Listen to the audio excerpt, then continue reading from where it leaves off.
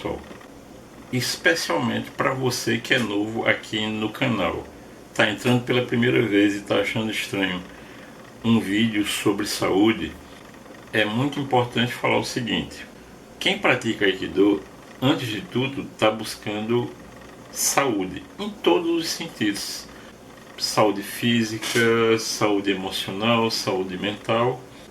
E nada melhor do que também tratar sobre saúde aqui no canal, de tal forma que nós sempre publicamos 2 vídeos por semana. Às sextas-feiras, vídeos com temas relacionados à saúde, especificamente, e aos sábados, vídeos específicos de Aikido, tá bom?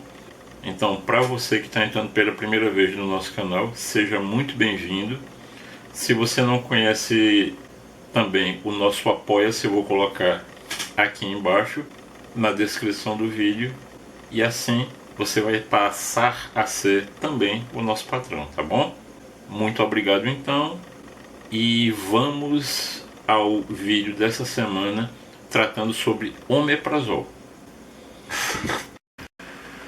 Disbiose, a gente vai começar por aí. Disbiose é um desequilíbrio da microbiota intestinal. E o que é que isso tem a ver com o nosso assunto? É simples. A medicina alopática, ela chegou a uma conclusão que a medicina chinesa já vem falando há mais de 5.000 anos, que é no nosso intestino que começa e termina a nossa saúde. Vejam só, no nosso intestino tem mais bactérias do que células do nosso corpo. Isso é uma coisa boa ou ruim? É simplesmente algo que a gente tem que ter em mente, que dessas bactérias que vivem no nosso intestino, uma parte é necessária, nós necessitamos delas. São as chamadas boas bactérias, que nos ajudam a ter saúde, nos ajudam a viver. E as bactérias ruins. Então, uma disbiose ocorre quando acontece o desequilíbrio entre essas bactérias ruins e essas bactérias boas. Então vamos fixar isso bem na mente. O desequilíbrio entre esses dois tipos de bactéria, as boas e as ruins, vai causar disbiose. Ocorrendo a disbiose, passará a ocorrer uma série de problemas que vão ser capazes de nos tirar a saúde. E o que é que pode causar disbiose? Vamos lá. Anticoncepcional, anti-inflamatório, antibiótico. E sabem quem é mestre em provocar disbiose no nosso organismo? Quaisquer medicações que sejam inibidores da bomba de prótons. Exemplo: omeprazol, esomeprazol, ou seja, todos esses prazóis da vida. E por que é que a bomba de prótons é tão importante? Por quê? Para que haja ácido clorídrico no nosso estômago, tem que ter bomba de prótons. E o omeprazol, pantoprazol, esomeprazol, todos eles inibem a bomba de prótons. Se você inibe a bomba de prótons e, portanto, causa alteração na produção de ácido clorídrico, o que é que você vai provocar? Disbiose. Que mais que o omeprazol provoca? Tem mais, não é só isso. O omeprazol ele pode provocar o surgimento da esofagite edematosa. Ele é capaz de aumentar e fazer eclodir alergias alimentares. Então, muitas vezes o paciente ele tem uma alergia alimentar e nem sequer tem ideia que aquela alergia alimentar pode ter sido causada por um omeprazol, por exemplo. Que mais que o omeprazol pode provocar por conta da disbiose? Síndrome da má absorção intestinal. Qual é o problema disso? A síndrome de má absorção intestinal, ela provoca a deficiência na absorção do zinco. Que mais? Deficiência na absorção de vitaminas como B2, B3, que é péssimo para quem apresenta um quadro de depressão, ácido fólico, que é justamente o que a mulher no estado gestacional precisa. Sabe outra coisa que o omeprazol é capaz de provocar? Deficiência na absorção de cálcio. Aí veja que coisa interessante. Existem pessoas que usam o omeprazol ou qualquer inibidor de bomba de prótons por anos a fio. E aí depois de algum tempo ela vai fazer uma densitometria óssea e é detectado que ela está com uma osteoporose em estágio inicial. E nunca que vai ser associada essa osteoporose com o uso do omeprazol. Vejam que coisa, né? Que mais? Mas a gente não para por aí. A gente não vai parar por aí. Tem mais coisa. Aliás, tem coisa bem pior. Se o omeprazol ele é inibidor da bomba de prótons, então, evidentemente, a acidez estomacal vai ser alterada e portanto, a elevação de bactérias ruins, aquelas que não podem existir no nosso organismo. Exemplo da H. pylori.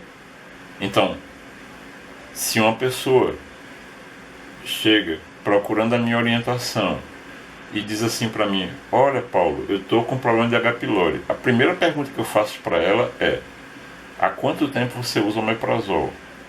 Mas pode ser que a pessoa tenha H. pylori e nunca tenha tomado omeprazol. Isso pode acontecer.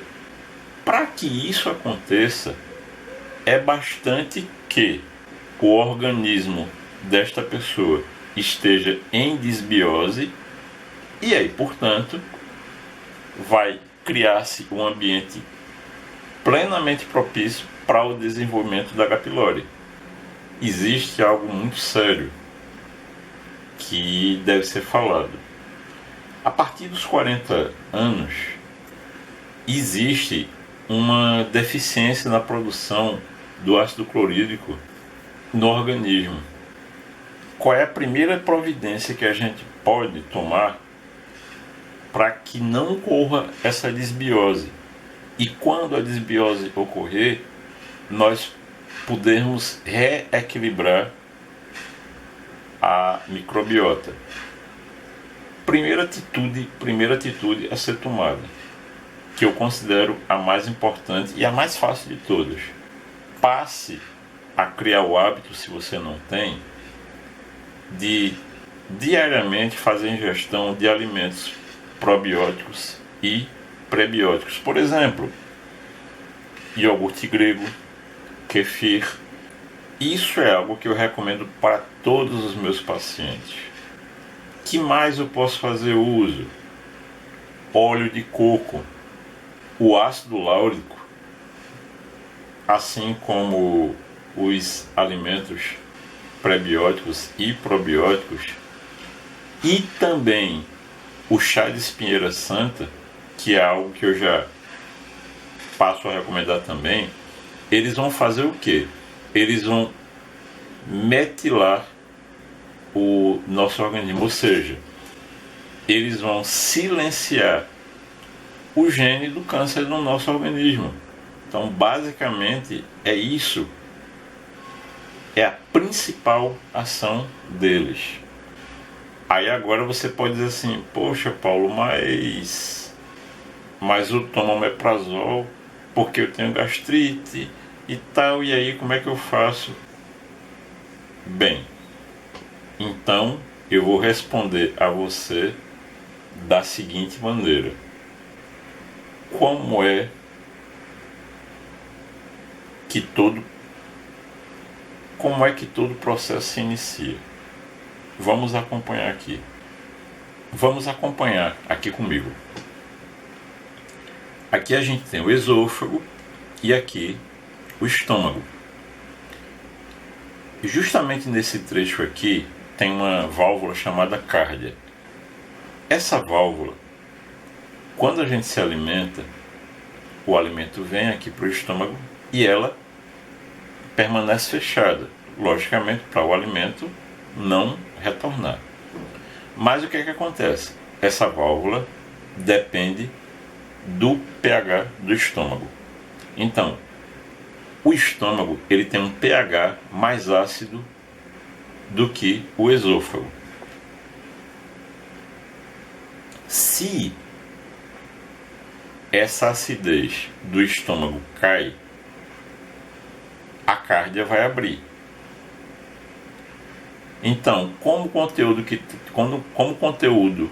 do estômago é mais ácido que do esôfago, quando a cárdia abre, então você vai sentir a queimação. Simples assim. Então, primeiro de tudo, isso aqui, isso está claro que ocorre por conta de uma disbiose. Porque se o seu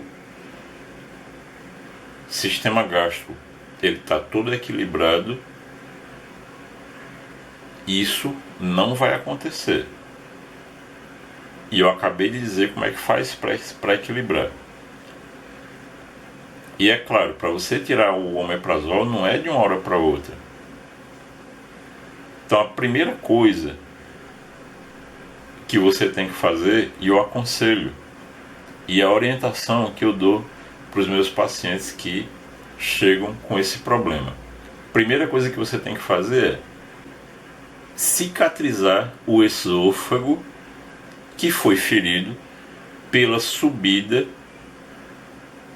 de material mais ácido do que ele está preparado para suportar.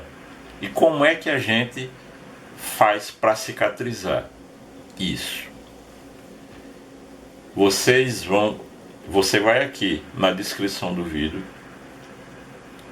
na descrição desse vídeo, que eu vou colocar o modo de preparo do sumo da batata inglesa.